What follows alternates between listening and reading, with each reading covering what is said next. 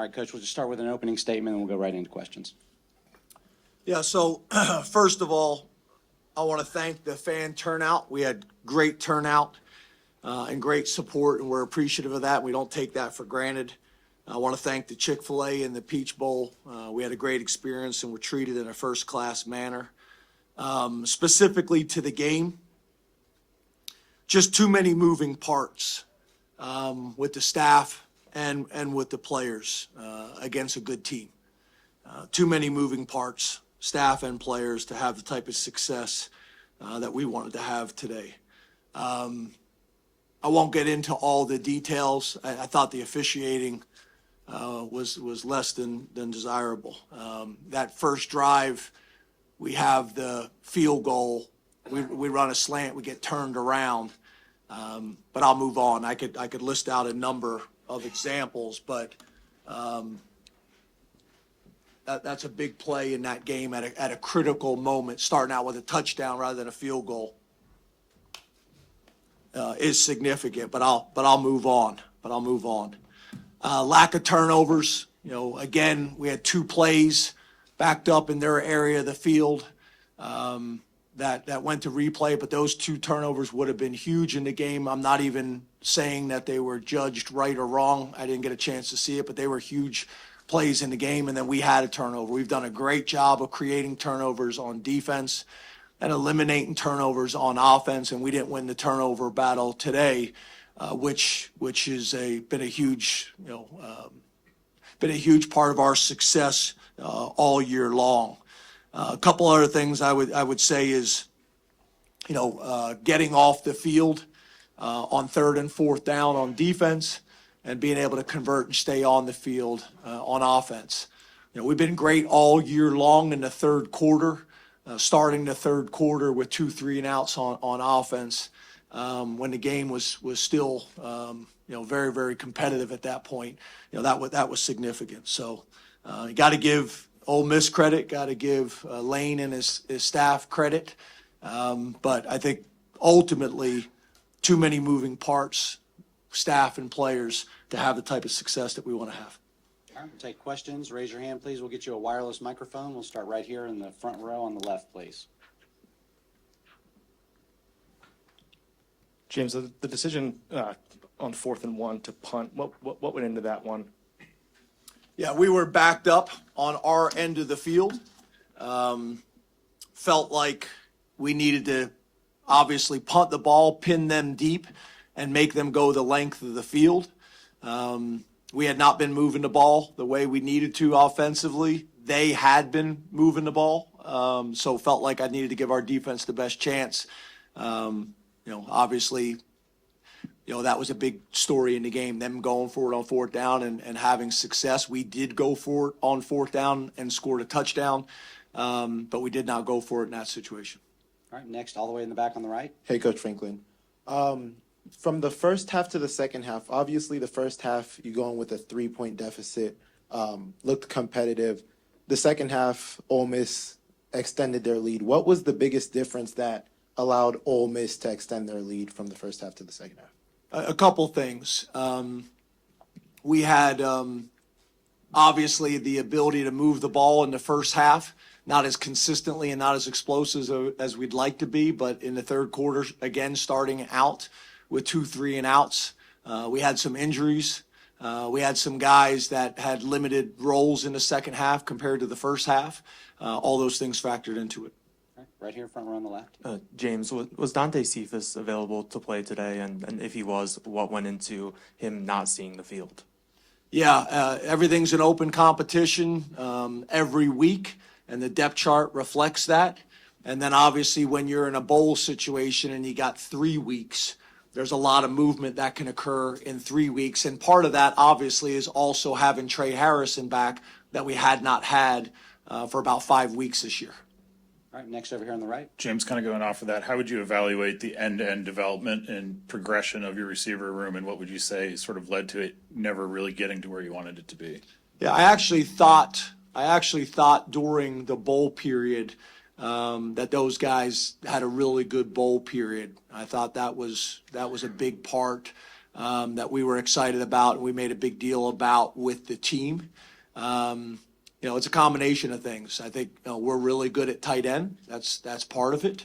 And then we got to be able to make sure that we translate what we do in practice consistently to the games. And I think one of the things that I think can be challenging is you may not get an opportunity early in the game, but whenever those opportunities come, you got to maximize them. You got to maximize them, and we have not done that consistently enough this year.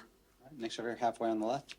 Hi, for KJ and Tyler, you guys have talked at times this season about how you've stuck together through adversity. This is another piece of adversity for you guys here at the end of the season. Coach talked about the transition upcoming.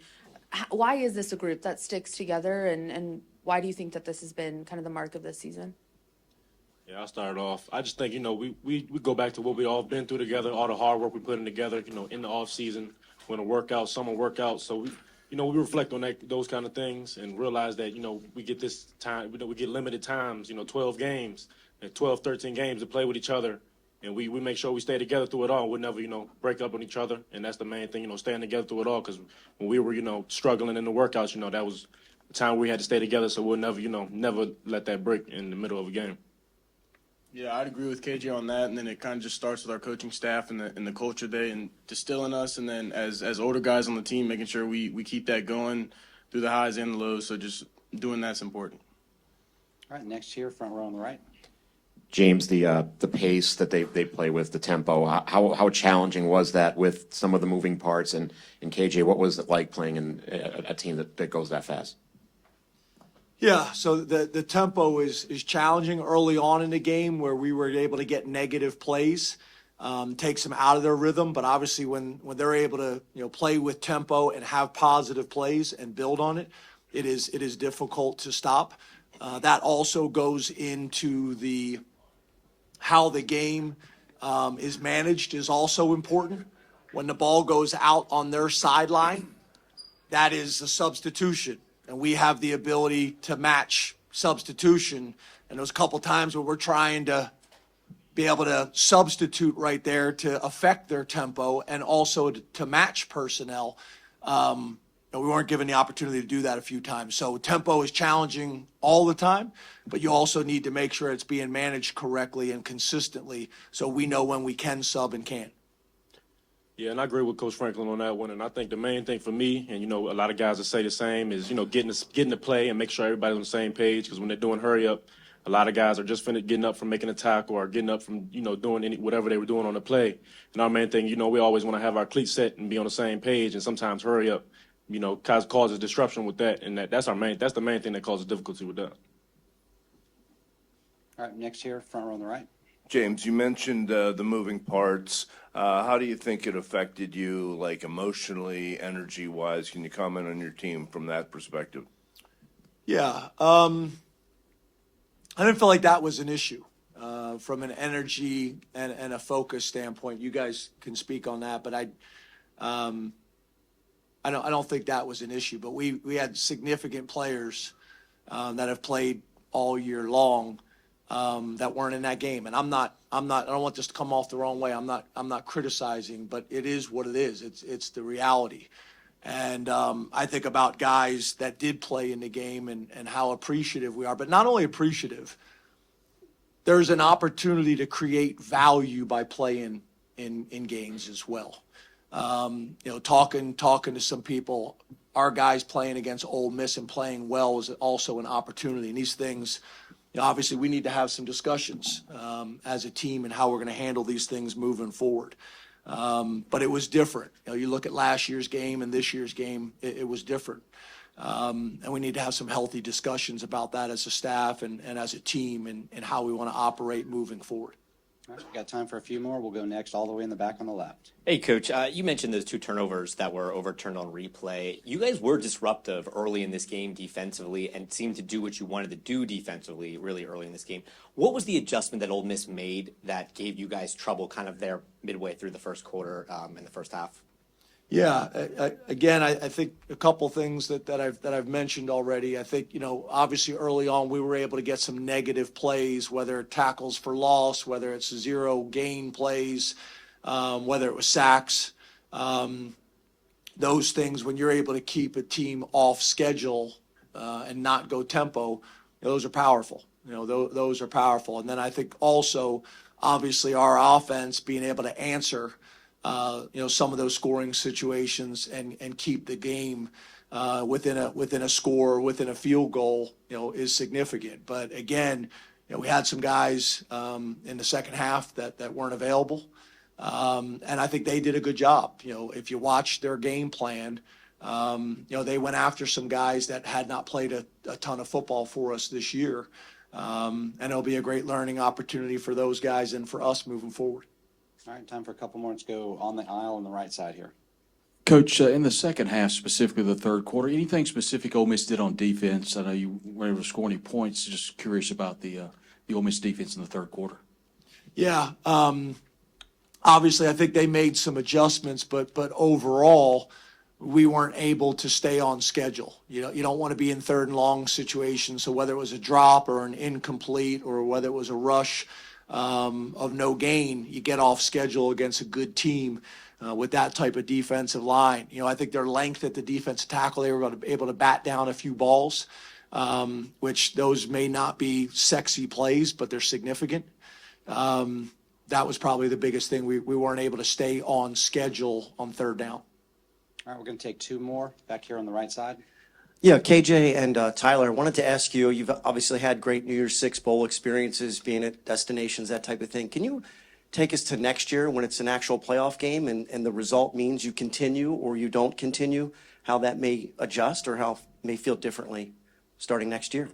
Yeah, I think it's really not a huge change because we're coming into every game expecting to play our best game and trying to win in the best way we can. So I don't think it's going to change a lot. Obviously, it's a different platform, but really the way we approach it and the way we attack it as a team is going to be the same every game we play in. Yeah, like Tyler Warren said, every game, no matter whether it's a playoff game or if it's just a regular season game, we're coming in the same way with the same approach, no matter what. So I feel like, it'd be nothing new to us. It'd just be, the label of the game would be bigger, but for us, we're taking it the same as we always do. All right, final question right here left. James, we've seen Drew struggle a little bit in these bigger games that he's had this year. What have you seen from him, in Michigan, Ohio State today? It seems like he got the consistency late, but what has kind of prevented him from finding that rhythm for a full 4 quarters, 60 minutes? Yeah, I think it's all of it, right? We gotta stay on schedule like we talked about. We got to make plays for him when we have the opportunity to make plays for him. I think there's some things that he can do and be more consistent as well.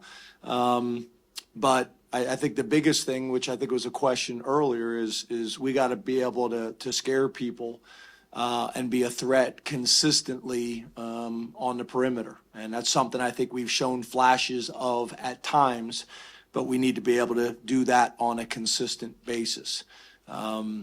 So it's a little bit of Drew. I think it's a little bit of the offensive line. I think it's a little bit of the coaches. I think it's a little bit of the wide receivers. It's a piece of all of it. We got to make some plays for him, and he's got to make some plays as well. All right, that'll do it. Thank you, Coach. Thank you.